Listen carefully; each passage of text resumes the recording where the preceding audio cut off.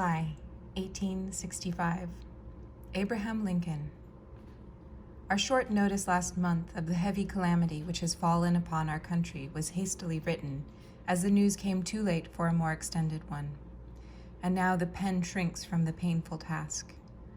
The past month has been a scene of mourning throughout the length and breadth of our country. The funeral pageant of our noble, martyred president has passed slowly from city to city, followed by the tears of every beholder.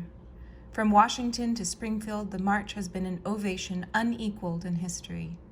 Every point passed has hung out its mourning drapery, poured forth its weeping inhabitants, and offered up its prayers for the noble dead, whose sudden and awful end roused such bitter indignation and grief in every heart. Never perhaps was there been a ruler so endeared personally to the people, whose welfare he guided, as Abraham Lincoln. He was emphatically the beloved of the people. To approach him, the humblest needed no mediator.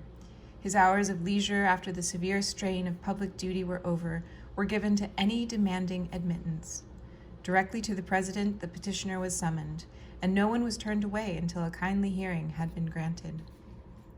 The news of the dastard murder of this man, so honored and so loved, fell upon the people with a crushing force.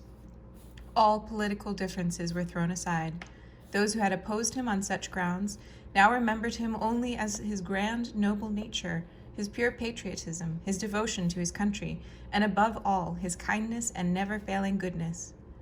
And all bowed alike before the stunning grief. As the news flashed over the wires from city to city, every dwelling, store, and public building was draped in mourning. The church bells tolled forth the dreadful tidings. Badges of sable hue were placed upon every arm, breast, or shoulder, and with one accord, the nation bowed in grief-stricken homage to the mighty dead. As the mourning cortege passed over its appointed route, every city, town, and village vied each other in showing the love and reverence of its inhabitants. The tear-bedewed flowers were never allowed to fade upon the coffin lid. Prayers from pulpit and hall were offered up publicly, and from bleeding hearts in the silence of the closet. From the millionaire's costly drapery of tricolor and heavy crepe to the fluttering rag of black muslin upon the meanest hovel, the signs of grief were everywhere apparent, until at last the faithful escort had their last mournful look at the dead stilled features, and the coffin lid hid them from earth forever.